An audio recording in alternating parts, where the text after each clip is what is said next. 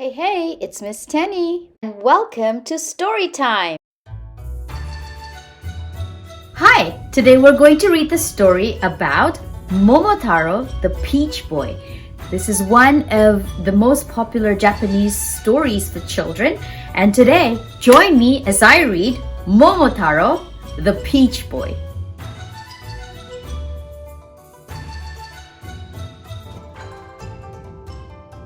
One day, a long time ago, how long?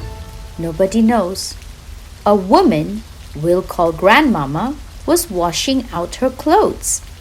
The biggest peach you've ever seen, I mean a real big peach, came bobbing down the middle of the river, out of reach. The water's bitter there, she sang. It's made of fish's tears. The water's sweeter over here. Now peaches have no ears, but this one seemed to understand and washed up at her feet. She hauled it out and took it home for Grandpapa to eat. When he came home for lunch that day, he'd been out chopping wood. Old Grandpapa said, "What a peach! Oh, doesn't it look good?" He got a knife to cut it, but to his surprise and joy, it broke in half, and look at that, out popped a baby boy. Because the kind old couple had no children of their own, they laughed with glee to think that now they'd never be alone. They named the boy Momotaro. "How strong he is," they said, the day their peach boy lifted up the wash tub overhead. As years went by, Momotaro grew stronger every day. No sumo wrestler in the land could beat him, so they say. What's more, he had a gentle heart which no good boy should lack. When Grandpapa was tired and sore, he'd rub his aching back. Now, in those days, it seems, ferocious demons roamed the land, tormenting all the people. Someone had to take a stand. One day, Momotaro said, "I must leave you for a while." "But why, dear boy?" "To fight the demons." "Where?" "On Demon's Isle." Momotaro asked Grandmama to make some millet cakes. "Of course," she said, "you'll need your strength. That's what a battle takes." She baked a batch of millet cakes, the best in all Japan, and Grandpapa got out his sword to give the brave young man. He took the sack of millet cakes and tied it to his waist, and since he was the strongest boy a foe had ever faced, the banner that he carried read, "The best in all Japan." "Goodbye," he said. "I'll win this fight if anybody can." He marched across the mountains where he met a spotted dog, who stopped him and engaged him in this little dialogue. "Where will you go, Momotaro?" "To Demon's Isle and back." "What for?" "To conquer demons." "Oh, and what's that in the sack?" "Some millet cakes."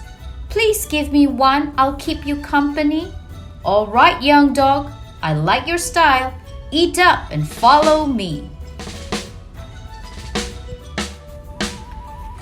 They marched on through a forest where a monkey said, "Hello, give me a cake and I'll go with you too, Momotaro." "Get lost," the dog said, snarling. "No one wants an ape around." The monkey turned bright red and said, "Shut up, you mangy hound." Momotaro said, "Stop that now. If we're to win this war, we've got to work together. I'll have fighting here, no more." The three were marching on across a wide deserted plain, and there they met a pheasant they could use in their campaign. Where to? He asked Momotaro. To Demon's Isle and back. What for? To conquer demons. Oh, and what's that in the sack? Some millet cakes. Please give me one. I'll keep you company. All right, young bird, I like your style. Eat up and follow me. At last, they reached the seashore, where they all got on a ship to sail across the ocean on the last leg of their trip. The monkey volunteered to steer and pushed off from the shore. I'll paddle, said the dog, and put his paws upon the oar. I'll be the lookout, said the pheasant. I can see a mile. I'll raise a cry the moment I lay eyes on Demon's Isle. They sailed for many, many days. How many? I don't know. But then at last the pheasant shouted to Momotaro. I see it! There lies Demon's Isle, a mile or two ahead. Row faster, boy! We're almost there, the brave young captain said. On Demon's Isle, the demons were sunbathing on the beach when one of them said, Blow me down! I think I see a peach. Hand me the spyglass, quick! Uh-oh, the peach is on a sail. The sail is on a sailing ship as big as any whale. I'm looking at a boy on board. And boys, he's looking back. We better tell the king. I think they're planning to attack. They ran into the castle and they fell down on their knees before the Demon King and cried, Your Highness, if you please, a boy approaches with a sword, a dog, an ape, a bird. We think they're going to attack. What's that? Don't be absurd. The Demon King glared back at them with fearsome bulging eyes. Just lock the gate, we'll sit and wait and crush them all like flies. The crew piled out upon the shore. The demons shook with fear. The dog barked, Open up! The great Momotaro is here! The pheasant flew above the roof. The demons tried to hide. The monkey climbed the gate and flung it open from inside. The pheasant used his beak to peck at all the demons' eyes. The monkey scratched their faces, and the dog chewed on their thighs. The king of demons raised his iron club above his head. I'll pound your right into the ground, Momotaro, he said. Our hero dodged about so fast it made the king's head spin.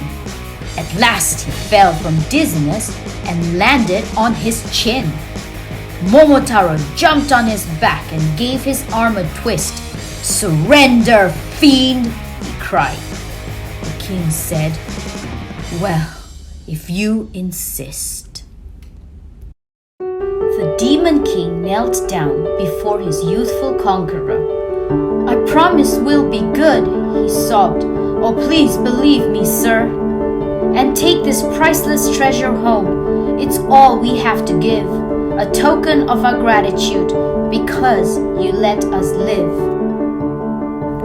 They put the treasure on the ship before they sailed away. They plowed off through the deep blue waves and snow-white ocean spray. The demons lined up on the shore to bow and wave goodbye. The strongest boy beneath the sun, the king said with a sigh. They got back to the mainland on a sunny summer day and put the treasure on a cart and pushed it all the way. To celebrate, they broke into a funny little song. Hey ho, they sang together as they marched along.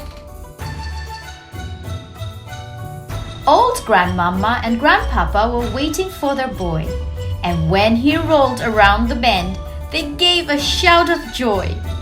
You don't see demons any longer. thanks to you know who, the Peach Boy, and of course, the pheasant, dog, and monkey too.